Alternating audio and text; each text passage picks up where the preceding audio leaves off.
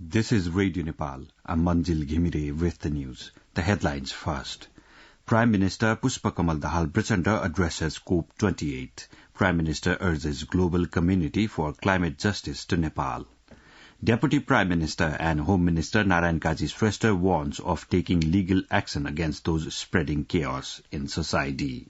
And residents of Khan Yunis in Gaza says Israeli strikes heaviest since start of war.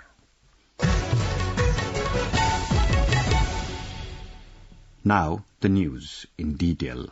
The 32nd International Day of Persons with Disabilities is being observed across the world and in the country today. After the declaration from the United Nations General Assembly in 1992, this day is being marked on December 3rd every year across the world, calling for rights to the persons with disabilities. In a message of best wishes on the occasion, President Ramchandra Paudel has urged for effective implementation of constitutional and legal tools relating to the rights of persons with disabilities to bring about progress in their living standards. President Paudel said that the living standards of the persons with disabilities could be improved only from the effective implementation of the Act relating to rights of persons with disabilities and the United Nations Convention on the Rights of Persons with Disabilities. Likewise, Vice President Ramsahai Prasad Yadav has said that the genuine concerns of the persons with disabilities should be addressed. In a message of best wishes to all brothers and sisters living with disabilities at home and abroad today on the occasion, Vice President has wished for their happiness, peace and progress. Prime Minister Pushpakamal Dahal Prachanda has addressed the conference of the parties to the United Nations Climate Change Conference COP28. Addressing the conference, Prime Minister Prachanda expressed his serious concern on the adverse impact of climate change on the mountains. He called on the world community to protect the mountains. I bring the message of 30 million Nepali people to this conference. Our message is clear. Mountains are tortured by rising temperature. Save them first. I am deeply concerned about the finding of the recent IPCC report that states climate-induced disaster breaking records in the Himalayas. We have already lost 1/3 of our glaciers, and scientists have warned that we are going to lose another 1/3 by the end of this century. This is a wake-up call to all of us. Prime Minister Prachanda further said Nepal was bearing disproportionate damaging effects of climate change despite near-zero contribution. Nepal is bearing a direct, disproportionate, the damaging effect of climate change despite near-zero contribution to global emissions. Due to an appalling injustice inflicted on us, our people are severely affected by climate-induced disasters such as landslide, floods, wildfire, glacier lake outburst, drought, etc. This is an utter injustice. This must stop now. On the occasion, Prime Minister Prachanda strongly put forth that he was in the conference for climate justice for the Nepali people.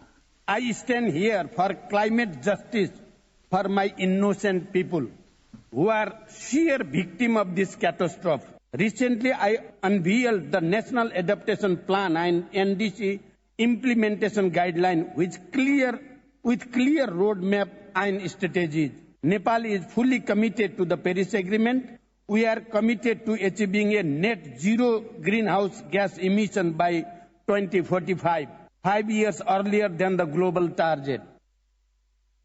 Likewise, Prime Minister Prachanda informed that the world community that Nepal would utilize its full potential for hydropower to secure the clean energy and maintain 45% forest-covered land. He urged the developed countries to provide more financial and technological aids to the least developed countries like Nepal in their fight against climate change. We will fully utilize our hydropower potential to secure the clean energy and maintain 45% forest-covered land. However, our attempts to implement climate change adaptation and mitigation plans are facing serious financial and technological gaps. LDCs are more vulnerable to the impact of the climate change and are in desperate need of financial and technological support. As the chair of the LDCs, I urge the developed economies and international community for more predictable, adequate and equitable resource and technologies for LDCs. Meanwhile, Prime Minister Prachanda also addressed a high-level roundtable entitled Call to the Mountains Who Saves Us from the Climate Crisis in the COP28. He also called for a speedy implementation of the Paris Agreement. On the occasion, United Nations Secretary-General Antonio Guterres stressed the need for the responsible countries and sectors to address the issue of mountains at the earliest. Likewise, Prime Minister of Andorra, Ministers of Kyrgyzstan, head of the delegation from Bhutan, high-ranking officials of various agencies and scientists, among others, called for the implementation of the Paris Agreement. Deputy Prime Minister and Home Minister Narayan Kaji Shrestha have warned of taking legal action against those spreading chaos in the society. Talking to media persons at the Bharatpur airport yesterday, the Deputy Prime Minister and Home Minister Shrestha clarified that the government was not in favor of exempting anyone if they tried to disrupt social harmony and tolerance and create unrest by defying the law. The Home Minister Shrestha viewed that the government was acting liberally to ensure the protection of the Constitution and the practice of the rights provided by democracy. Minister for Communication and Information Technology Rekha Sharma has said local governments should pay special attention in delivering quality service to the people. At a program organized by Kapurkot Rural Municipality of Salyan yesterday, Minister Sharma mentioned that the local government should pay attention to citizen-centric service delivery. She pointed out the need of making service delivery more smooth and technology-friendly. Likewise, Minister Sharma has urged the volunteers deployed in the earthquake-hit districts to work honestly, considering reconstruction there as people's service. Addressing the volunteers deployed to construct temporary settlements to the quake-hit people at Thakadamkot village of Dharma Rural Municipality 5 in Salyan district yesterday, Minister Sharma shared that the government, political parties and people should work from their respective positions with the aspirations of service as a top priority. Nepali Congress President Sherbahadur Deuba asserted that the party would be stronger if unity was maintained among the party leaders and cadres. Inaugurating the Nepali Congress Lumbini Province Committee's first conference in Butual yesterday, President Deuba expressed his confidence that the provincial conference would further strengthen the party. In the inaugural, party president Deuba appealed to all the leaders and cadres to make a resolution from Lumbini, the birthplace of Lord Buddha, to further unite and strengthen the party. This news comes to you from Radio Nepal. Now on to some international updates. Israel has carried out intense airstrikes on Khan Yunis in southern Gaza, with residents describing it as the heaviest bombing of the war.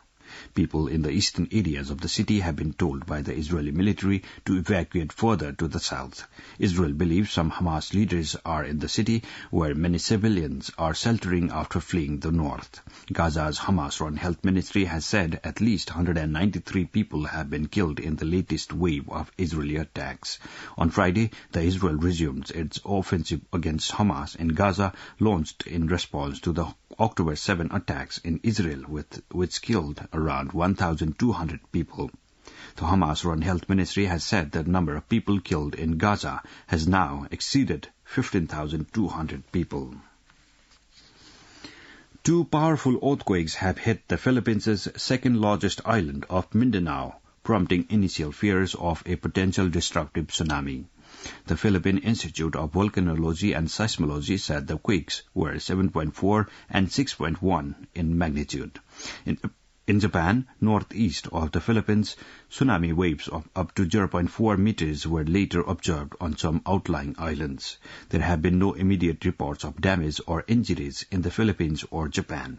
The two island nations are part of the Pacific Ring of Fire, a zone of major seismic activity which has one of the world's most active fault lines. Now the general weather forecast for the country. With the partial influence of westerly wind across the country, Meteorological Forecasting Division has forecast the weather to be partly cloudy in the hilly areas of Kosi and Gandaki province and mainly fair in the rest of the country today. There are chances of light snowfall at one or two places of the high hilly and mountainous region of Kosi and Gandaki province today. For tonight, the division has forecast the weather to be partly to generally cloudy in Gandaki, Lumbini and Karnali province, along with the hilly regions of Kosi, Bagmati and Sudur Paschim province, and mainly fair in the rest of the country today. Light rain is likely to occur at one or two places of Lumbini province and hilly regions of Gandaki and Karnali province. There are chances of light snowfall at one or two places of the high hilly and mountainous region of Gandaki and Karnali province tonight. According to the latest information provided by the division, the minimum temperature of Kathmandu Valley is recorded as 8.5 degrees Celsius and the maximum temperature as 21.1 degrees Celsius. With this, we have almost come to the end of this news bulletin from Radio Nepal for this hour. But before wrapping it up, let's have a reminder of the headlines once more. Prime Minister Pushpakamal Dahal Prachanda addresses COP28. Prime Minister urges global community for climate justice to Nepal. Deputy Prime Minister and Home Minister Narayan Kaji Shrestha warns of taking legal action against those spreading chaos in society. And residents of Khan Yunis in Gaza says Israeli strikes heaviest since start of war. This is all we have for this bulletin. Our next bulletin in English will be at 2 in the afternoon. You can listen to us online on our website www.onlineradionepal.gov.np and our mobile app. For more news and information, keep listening to Radio Nepal. Have a good day.